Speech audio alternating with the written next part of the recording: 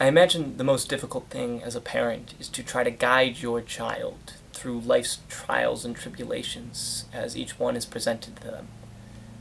It's also extremely difficult as a child to try and break from those confines that your parents first set you on in order to succeed in life. I didn't realize how much of my life and my opinions were impacted by my own father until I was forced to come up with my own ideas and make my own opinions.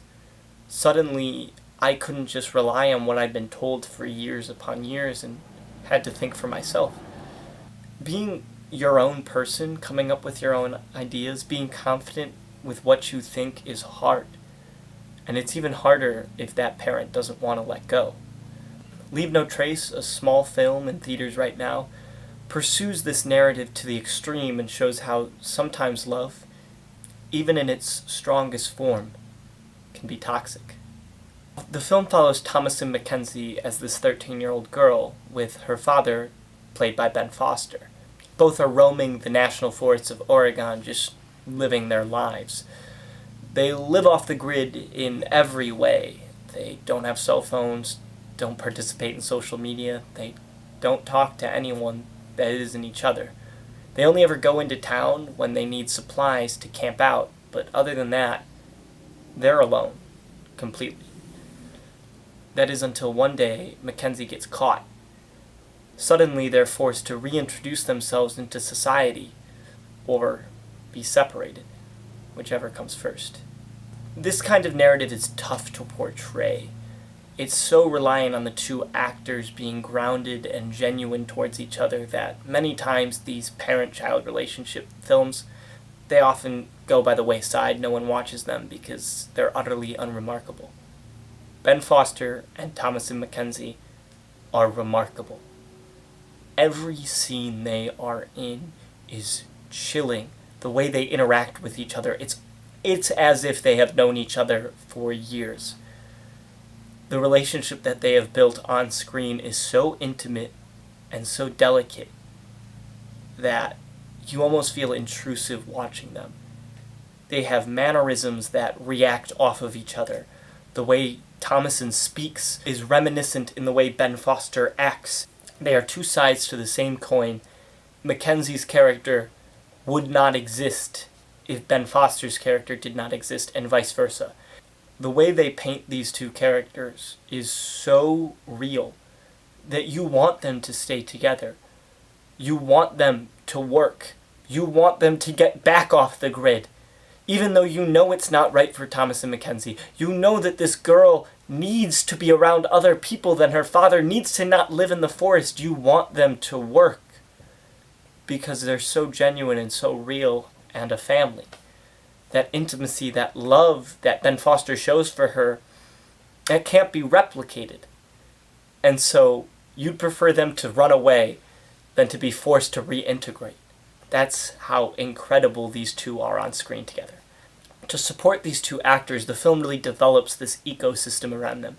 It pays careful attention to what it would take to live off the grid and how these two characters would have to live and act if they can't interact with anybody.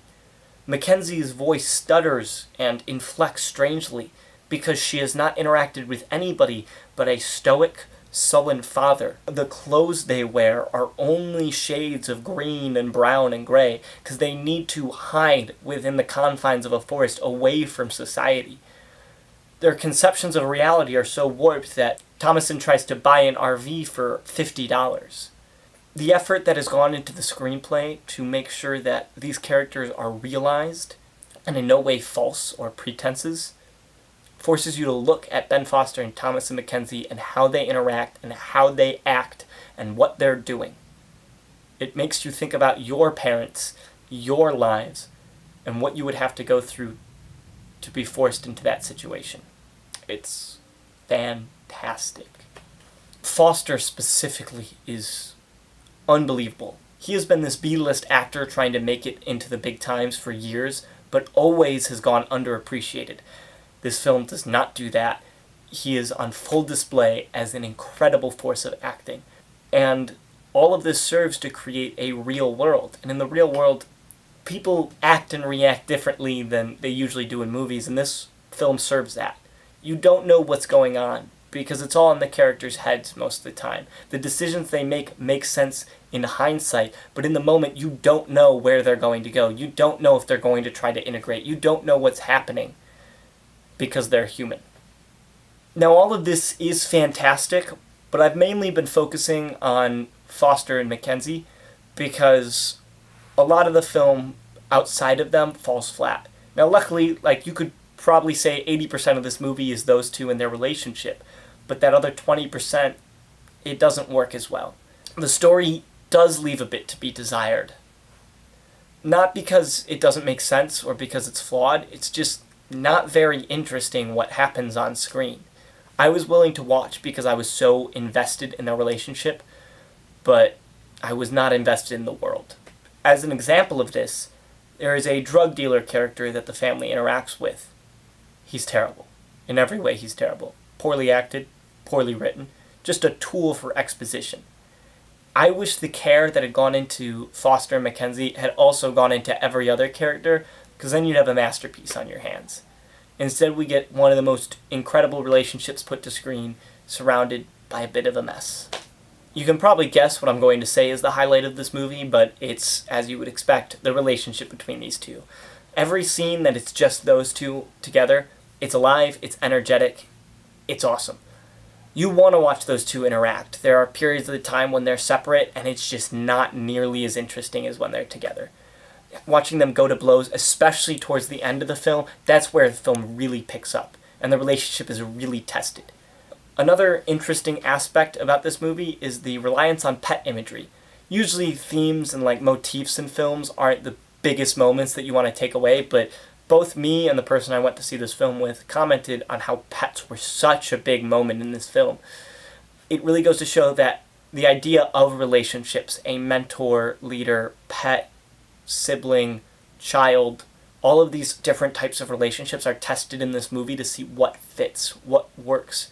How do you want your relationship with your child to be?